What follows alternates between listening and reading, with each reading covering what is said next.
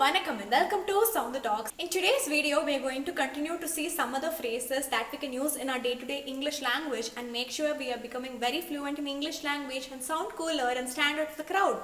So let's jump right away into the English phrases. If somebody does something with so much of hard work but still you don't get the enough amount of results that you expect, you can go and cheer up the person by saying, "It's not the end of the world. It's not the end of the world. It's fine." If some person is doing a lot of work but you still want to go and ask them for some other favor or some other doubt, you can go and interrupt them by saying this, "Sorry to bother you, but I want to ask this to you. Sorry to bother you." If you think some person is underperforming and they can perform much better than what they are performing now, then you can tell this person, "Step up your game. Step up your game." This is usually a phrase told by the seniors to their junior executives so that they perform better in the next quarter. Step up your game. If you want somebody else to take your position and do your work for some time, you can go and tell that person, "Can you cover me? Can you cover me?"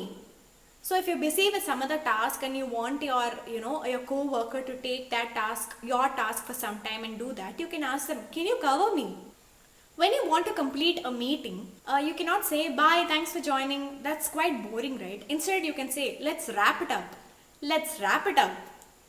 In a meeting with a client, if somebody tells you or asks you a question which you don't understand, you don't have a right away answer, but you really want to give an answer, so you're just waiting for some input from your superior, then you can tell your client, "Let me get back to you. Let me get back to you." When a task given at hand is very easy to complete, you can use the phrase, "A piece of cake. A piece of cake." This task is a piece of cake to complete, which means it is very easy to complete. This sounds very cool, right? Instead of saying it's very easy. If you have been procrastinating something in your life for too long, then you can use this phrase, "Better late than never." You want to complete this task at least now, so that you are not doing it forever. Better late than never. If you have a test tomorrow, you can use this phrase instead of saying "all the best" or "best wishes." The phrase is "break a leg." Do you have a test tomorrow? Break a leg, which means best wishes or all the best.